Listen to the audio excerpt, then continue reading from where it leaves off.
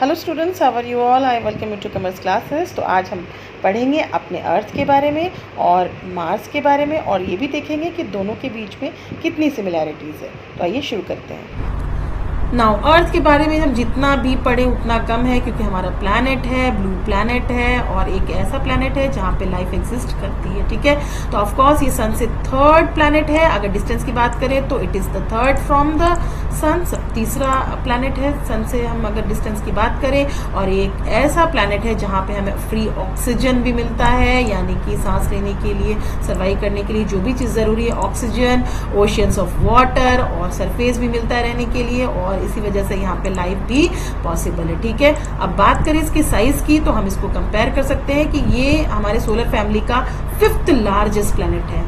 हम जो है पांचवें, हमारा अर्थ जो है सोलर फैमिली का 5वां सबसे बड़ा 5th लार्जेस्ट प्लैनेट है। ओके, नाउ ये किन से छोटा है? अब किन से छोटा है? तो जो भी आउटर प्लैनेट है उनसे ये छोटा है। ठीक है, नाउ हमारे अर्थ का अपना मून है। ऑफ कोर्स हमारे कितने मून है? हमारा एक ही मून, क्या हमारा नेचुरल सैटेलाइट है। ठीक है, जो हमें ऑर्बिट करता रहता है। मून हमारे चारों तरफ चक्कर लगा रहता है, यानी कि हम सन के चारों तरफ रिवॉल्व करते हैं और मून हमारे चारों तरफ रिवॉल्व करता है। ठीक है, तो हमारा एक ही नेचुरल सैटेलाइट है और उसका नाम हमने क्या दिया है? मून दिया है। ठीक है, नाउ ऐसा कहा जाता है कि अर्थ का भी जो फॉर्मेशन का जो टाइम है, यानी अर्थ जब बना था वो कब बना था, यानी इसकी फॉर्मेशन कब हुई थी, जिस टाइम पर लगभग सन, यानी जब सूरज जो हमारा सन बना था और बाकी प्लैनेट्स बने थे 4.6 बिलियन ईयर्स अगो। ठीक है, इतने पहले बना था जब बाकी प्लैनेट बने थे, उसी वक्त हमारा अर्थ भी बना था लगभग, हम ऐसा स्टडी में देखते हैं।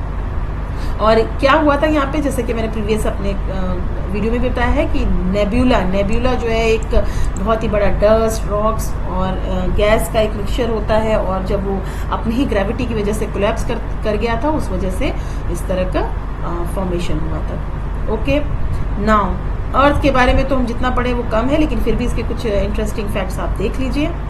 ओके, तो बात करते हैं कुछ इंटरेस्टिंग फैक्ट की।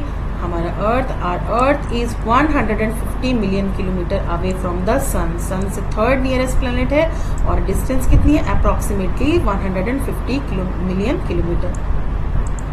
बात करते हैं, now we see the season change on our earth. Of course the season changes because our earth is 23.5 degree tilted towards the north की तरफ से ये तो 23 and 5 डिग्री टिल्टेड है, और इसी वजह से मैंने प्रीवियस क्लास में देखा होगा कि मैंने आपको कैसे समझाया है कि सीजन चेंज होते हैं। नॉर्दर्न हेमिस्फीयर, सदर्न हेमिस्फीयर में सीजन चेंज होते हैं, अपोजिट हो जाते हैं बिल्कुल। ओके, ना बात करते हैं एक दिन की। 1 सोलर डे कितना का होता है? आपको पता ही है, हम एक दिन जो है अपना रोटेशन कितने देर में कंप्लीट कर लेते हैं? 23.934। इसका मतलब अप्रॉक्सीमेटली 24 आवर्स, 24 घंटे में एक दिन कंप्लीट कर लेते हैं, 1 फुल रोटेशन कर लेते हैं। ना बात करें हमारा ईयर लेंथ, यानी कि हमारे हम ऑर्बिट पे कितना टाइम लगाते हैं, रिवॉल्व जो सन के चारों तरफ घूमते हैं उसमें हम कितना टाइम लगाते हैं, उसके लिए हम लगाते हैं 365 डेज एंड 6 आवर्स लगाते हैं। ये भी मैंने आपको समझाया था लीप ईयर की क्लास में। नाउ अब आते हैं इसके सबसे इंटरेस्टिंग फैक्ट पे।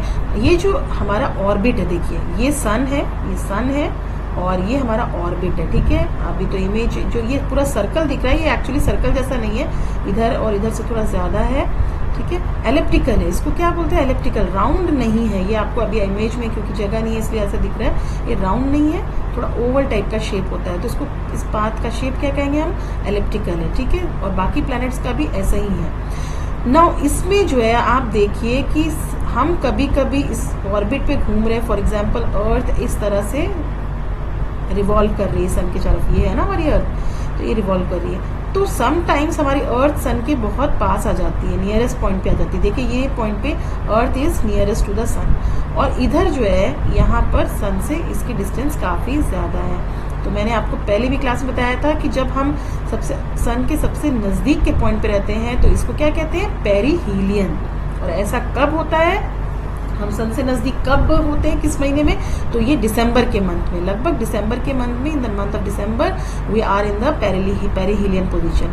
और हम एपीहीलियन में, यानी कि सन से सबसे दूर कब होते हैं? तो हम कब दूर होते हैं? वो जुलाई के मंथ में। जुलाई ऐसा मंथ है जब हम सन से काफ़ी दूर होते हैं। ठीक है, तो यहाँ पेरिहिलियन की टाइम हमारी डिस्टेंस 147 मिलियन किलोमीटर हो जाती है और यहाँ पे 152 मिलियन किलोमीटर हो जाती है, इसीलिए हम अप्रॉक्स में 115 मिलियन किलोमीटर बोलते हैं अर्थ को, जो सन से डिस्टेंस है। ठीक है, अब आप पेरिहिलियन और एपिहिलियन से समझ ही गए होंगे कि इसका क्या फर्क पड़ेगा। देखिए पेरिहिलियन किस टाइम पर होता है, ये दिसंबर मंथ में होता है।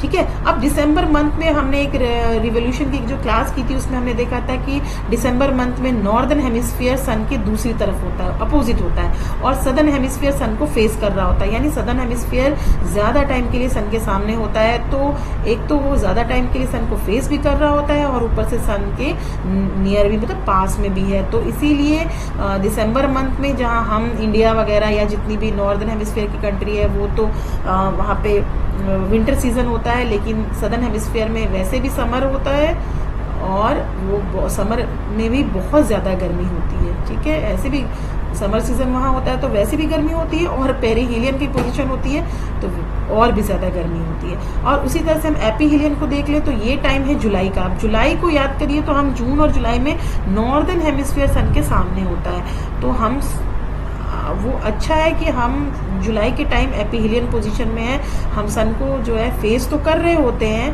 हमारे यहाँ गर्मी तो होती है, समर सीजन तो चल रहा होता है, लेकिन कम से कम हम सन से दूर होते हैं, तो इसीलिए अगर हम सन को फेस भी कर रहे होते और पास में भी होते तो और ज़्यादा गर्मी मतलब हमें फेस करनी पड़ती।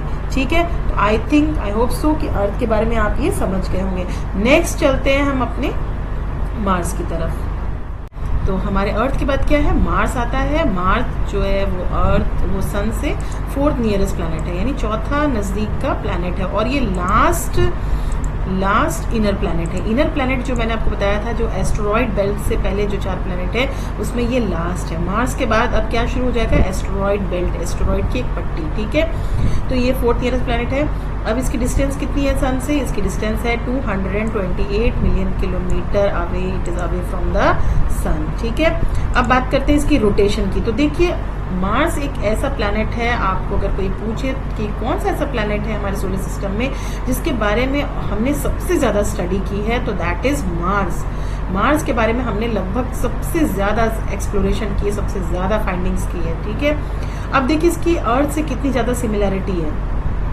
ये जो अपना एक रोटेशन अपना जो एक्सिस पर घूमता है, यानी कि एक रोटेट करता है अपने एक्सिस पर, वो 24.6 आवर्स में एक पूरा रोटेशन, यानी कि दिन और रात उसके पूरे हो जाते हैं। अब ये देख लीजिए, ये बिल्कुल हमारी अर्थ की तरह है। हमारा अर्थ भी कितना लगाता है, 24 आवर्स, लगभग 23 आवर्स एंड सम आवर्स लगाता है, तो हम उसको 24 आवर्स अप्रॉक्स करते हैं। तो इसका भी जो दिन और रात है वो क्या है, 24.6 आवर्स में कंप्लीट। तो ये एकदम अर्थ से मिलता जुलता है इसका। ठीक है ना, लेकिन इसका जो ईयर है, क्योंकि ये अर्थ से दूर है, मतलब सन से चौथा प्लैनेट है, अर्थ से भी ज़्यादा दूर है, तो इसका जो पाथ है सन के चारों तरफ, ये जो इसका ऑर्बिट है वो काफ़ी बड़ा होगा, एरिया में काफ़ी बड़ा होगा। तो ऑफकोर्स इसको ज़्यादा टाइम लगेगा सन के चारों तरफ रिवॉल्व करने में। तो कितना टाइम लगाता है, 687 अर्थ डेज। हमारी अर्थ कितनी लगाती है, 365 डेज, और मार्स कितना लगाता है, हमसे जस्ट डबल। ठीक है, ओके नाउ अब देख लीजिए दूसरी सिमिलैरिटी क्या है। दूसरी सिमिलैरिटी ये है कि हमारा earth is tilted vertically by 23.5 degree झुका हुआ है। ये मैंने आपको कई बार बताया है। तो ये मार्स भी क्या है, ये मार्स अगर ये नॉर्थ पोल है इसका और ये इसका साउथ पोल है, तो ये भी जो है अपने ऑर्बिटल प्लेन से जो है 25 डिग्री झुका हुआ है, 25 डिग्री टिल्टेड है अपने ऑर्बिटल प्लेन से। ठीक है, तो हमारा 23.5 और इसका 25, तो ऑफकोर्स बिल्कुल सिमिलरिटी है। और क्योंकि हमारे यहाँ टिल्ट होने की वजह से सीजन चेंज होते हैं, तो ऑफकोर्स यहाँ भी हमें सीजन चेंज होते हुए मिलते हैं मार्स में भी। लेकिन ये थोड़ा डिफरेंस ये है कि हमारे यहाँ सीजन जो है एटलीस्ट 3 मंथ्स के बाद चेंज होते हैं, यहाँ मार्स में थोड़ा टाइम ज़्यादा लगता है सीजन चेंज होने में। Okay now Mars is also called as red planet. ये रेड प्लैनेट भी हम इसको कहते हैं कि ये रेड, क्योंकि यहाँ में रेड ही दिखता है। क्योंकि इसके सरफेस पे जब हम देखेंगे, यानी कि यहाँ पे जब उतरेंगे, कई बार स्पेस एक्सप्लोरेशन हुआ है तो जहाँ पे इसमें जब देखा गया है तो इसके सरफेस में हमें ब्राउन गोल्डन, टैन, ये सब जो है कलर्स हमें दिखते हैं, ठीक है। और इसकी वजह से ये रेड दिखता है। तो ये रेड इसलिए दिखता है क्योंकि ये एक तो रॉकी प्लैनेट है, ये भी एक टेरेस्ट्रियल प्लैनेट है, रॉक का बना हुआ है, और इसमें जो है मिनरल जो है आयरन बहुत है। अगर मिनरल की बात करें तो यहाँ पे आयरन बहुत है, लोहा बहुत है। और आपको मालूम है कि आयरन जब हवा के कांटेक्ट में आता है बहुत ज़्यादा, या मॉइस्चर के कांटेक्ट में आता है, तो रस्टिंग हो जाती है, उसमें जंग लग जाता है, जिसकी वजह से वो थोड़ा जो है टैनिश ब्राउन टाइप का दिखता है। तो इसी वजह से यहाँ पे जो पूरा इसका जो सरफेस है, इसमें आयरन बहुत ज़्यादा है, रस्टिंग हो गई है जिसकी वजह से ये रेड दिखता है, रेड प्लैनेट करते हैं, ठीक है। अब यहाँ पे क्या है, यहाँ पे मार्स में अगर आपसे पूछा जाए कि पूरे सोलर सिस्टम में सबसे बड़ा वॉल्केनो कौन सा है, कहाँ पे मिलेगा, तो हमें मार्स में मिलता है, ठीक है। लार्जेस्ट वॉल्केनो, तो वॉल्केनो हमने देखा था कि वीनस में भी बहुत सारे वॉल्केनोज है, 10,000 वॉल्केनोज है लगभग, लेकिन मार्स में जो वॉल्केनो है वो सबसे बड़ा है, और उसका नाम क्या दिया हमने, ओलंपस मॉन्स। क्या दिया है, Olympus Mons is the largest volcano in the whole solar system, ठीक है। नाउ अब क्या है यहाँ पे, और क्या बात है, यहाँ का इसका जो एटमॉस्फेयर है, जैसे हमारे एटमॉस्फेयर में ऑक्सीजन है, नाइट्रोजन है, आर्गन है, कार्बन डाइऑक्साइड है, तो यहाँ पे भी कौन कौन सी गैस है इसके एटमॉस्फेयर में, कार्बन डाइऑक्साइड है, यहाँ नाइट्रोजन है और आर्गन है, और बहुत थोड़ा ऑक्सीजन भी है यहाँ। तो ये भी एक सिमिलैरिटी है कि यहाँ भी कार्बन डाइऑक्साइड है, यहाँ भी नाइट्रोजन है, आर्गन भी है और थोड़ा सा ऑक्सीजन भी है, ठीक है। लेकिन ये जो एटमॉस्फेयर है ये काफ़ी पतला है, थिन है, काफ़ी थिन है। तो इसकी वजह से क्या होता है कि यहाँ पे जो भी वाटर के जो ट्रेसेस मिले हैं, ऐसा पता चला है कि यहाँ पे पानी कभी था, मार्स पे कभी पानी बिल्कुल था, क्योंकि यहाँ पे कभी कई एविडेंस मिले हैं पानी के कि हो सकता है यहाँ पे कभी पानी रहता हो। तो वो शायद जो है वो ड्राई हो गया। क्यों ड्राई हो गया, क्योंकि यहाँ का एटमॉस्फेयर बहुत पतला है, और इस वजह से यहाँ पे लिक्विड जो है ज़्यादा देर तक एग्जिस्ट नहीं कर पाता है ना। अगर एटमॉस्फेयर बहुत पतला है तो लिक्विड जो है इवेपोरेट होकर के निकल जाएगा। तो इस वजह से यहाँ पे पानी का अब हम ट्रेस देखते हैं, लेकिन पानी अभी तो नहीं है, लेकिन ऐसा कहा जाता है कि वाटर यहाँ ज़रूर कभी रहा होगा। ओके, नाउ आते हैं कुछ इंटरेस्टिंग फैक्ट्स पे। नाउ हम बात करते हैं इंटरेस्टिंग फैक्ट्स की, ठीक है। अब how many moons Mars has, Mars के पास कितने मून्स हैं, तो देखिए मार्स के पास 2 मून्स हैं। इट हैज़ 2 स्मॉल मून्स, बहुत छोटे मून्स हैं। इसके पास एक का नाम है फोबोस, एक का नाम है फोबोस और एक का नाम है डेमोस, ठीक है। तो फोबोस और डेमोस आर द 2 मून्स। तो देखिए मैंने पिक्चर लगा ली है, ये डेमोस की है, ये एक ही है, ये 2 पिक्चर लगी हुई है, मतलब एक इधर से ली हुई है, उधर से ये एक ही है। वैसे इसको ये छोटा मून है, इसको कहते हैं डेमोस, और ये फोबोस, ये थोड़ा बड़ा मून है। अभी देखिए हमारा मून जो है बिल्कुल हमें राउंड शेप में दिखता है, लेकिन ये जो है राउंड नहीं है, ये काफ़ी छोटा है, इसकी ग्रेविटी कम है, इसीलिए ये बहुत ज़्यादा घूम नहीं पाया है और अपने आप को स्मूथ भी नहीं कर पाया है, और स्फेरिकल भी नहीं बना पाया है, राउंड भी नहीं बना पाया है, ठीक है। ये पोटैटो की शेप का है, देखिए it looks like a potato shape because they have too little mass for gravity. इसकी ग्रेविटी, छोटी चीज़ों की ग्रेविटी कम होगी तो ये खुद को राउंड शेप में भी नहीं कर पाया, ठीक है। अब दोनों में से जो है बड़ा कौन है, फोबोस ये वाला जो मून है ये बड़ा है, ठीक है, और ये मार्स के नज़दीक भी है। अगर हम डिस्टेंस की बात करें तो फोबोस नज़दीक भी है, नियरेस्ट भी है मार्स के, और बड़ा मून भी है, ठीक है। लेकिन इसमें काफ़ी गड्ढे मिलेंगे, क्रेटर्स। इन गड्ढों को क्या कहते हैं, ये जो दिख रहे हैं हमें इनको कहते हैं, जो होल्स दिख रहे हैं बड़े बड़े, ये हमें ऐसे छोटे दिख रहे हैं, ऐसे असल में तो बहुत बड़े होंगे, क्रेटर्स कहते हैं, ठीक है। इसके सरफेस पे क्रेटर्स हैं बहुत ज़्यादा, ठीक है। और कहा जा रहा है ये फोबोस जो है एक स्पीड से जो है मार्स की तरफ जा रहा है, लगातार उसकी तरफ बढ़ रहा है, और एक टाइम पे शायद उससे मार्स से क्लैश भी कर जाएगा। अभी नहीं, बहुत मिलियंस ऑफ ईयर्स लगेंगे उसके लिए, ठीक है। नो, उससे छोटा मून कौन सा है, ये डेमोस छोटा मून है, ठीक है। और ये फोबोस का बिल्कुल आधा है, साइज में देखा जाए तो it is half of the Phobos. Okay, now अब बात करते हैं कि क्या हमने मार्स के लिए कोई स्पेस एक्सप्लोरेशन किया है। तो जी हाँ, सबसे ज़्यादा अगर हमने किसी के लिए स्टडी किया है तो वो है मार्स को सबसे ज़्यादा हमने स्टडी किया है। तो अभी फ़िलहाल क्या क्या काम चल रहा है, अभी फ़िलहाल जो है 6 स्पेस क्राफ्ट जो है ऑर्बिट 6 ऑर्बिटर मिशन है मार्स के लिए, यानी कि मार्स के चारों तरफ घूमने के लिए 6 स्पेस क्राफ्ट मिशन काम कर रहे हैं। नासा का जो है साइन ट्रायो 3 एक साथ वो कर रहा है मार्स के लिए, ठीक है। ऑर्बिटर है, ओडिसी है, मेवन है, ये अकेले नासा अभी तीनों पे काम कर रहा है। उसके बाद ईएसए मतलब यूरोपियन स्पेस एजेंसी, ये भी जो है काम कर रही है एक्सोमार्स ट्रेस गैस पर, और एक ऑर्बिटर पे काम कर रही है, मार्स एक्सप्रेस पे काम कर रही है। तो काफ़ी काम सभी अलग अलग कंट्रीज अपने अपने स्पेस मिशन में कर रही है। और हमने क्या किया है इंडिया के लिए, तो हमने इंडिया की तरफ से अभी हाल फिलहाल ये आपने देखा होगा कि इंडिया ने अपना MOM यानी मार्स ऑर्बिटर मिशन भेजा था बहुत सक्सेसफुली,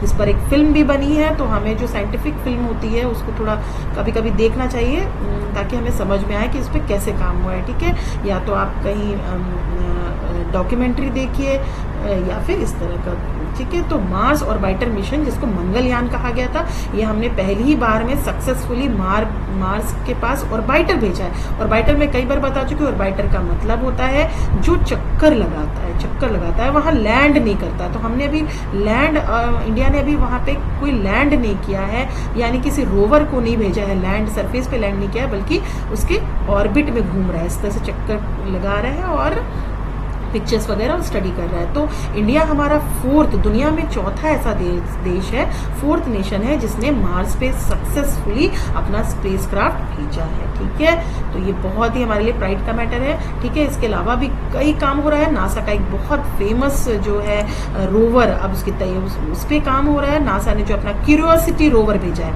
नासा ने, अब यहाँ पे रोवर किसने भेजा है, तो वो नासा ने भेजा है, और उसका नाम क्या है, क्यूरियोसिटी रोवर, ठीक है। तो रोवर का मतलब है कि यहाँ पे यानी कि मार्स पे उसने लैंड भी किया होगा, और वो रोवर वहाँ पे चल भी रहा होगा, सरफेस पे चल भी रहा होगा, ठीक है। और वहाँ पे वो रोवर अब किस चीज़ को एक्सप्लोर कर रहा है, किस चीज़ को खोज रहा है वहाँ पे एक माउंट है, माउंट शार्प गैल क्रेटर, वहाँ एक क्रेटर, एक गड्ढा है जिसपे क्यूरियोसिटी रोवर काम कर रहा है, ठीक है। अब नासा यानी यूएस की स्पेस एजेंसी और यूरोपियन स्पेस एजेंसी, इन दोनों का प्लान है कि कुछ और रोवर वो 2020 इसी साल भेजने का इन दोनों का प्लान है कि कुछ और रोवर्स को भेजेंगे। लेकिन अभी कोविड की वजह से पता नहीं ये प्लान कितना अभी सक्सेसफुल हुआ है नहीं हुआ है, लेकिन मार्स को हमने सबसे ज़्यादा पढ़ा है, ठीक है। तो ये था हमारा मार्स के बारे में, और हमने चारों इनर प्लैनेट कंप्लीट कर लिए हैं। आई होप सो कि आपको समझ में आया होगा। तो मैं इस वीडियो को यहीं ख़त्म करती हूँ। नेक्स्ट वीडियो में हम जो जोवियन प्लैनेट्स हैं यानी आउटर प्लैनेट्स हैं उसको समझेंगे, ठीक है। तो आप अगर चैनल को पसंद कर रहे हैं तो प्लीज़ आप इसको लाइक कीजिए, शेयर कीजिए और सब्सक्राइब करिए ताकि आपको ज़्यादा से ज़्यादा इन्फॉर्मेशन मिल सके। Thank you and have a nice day.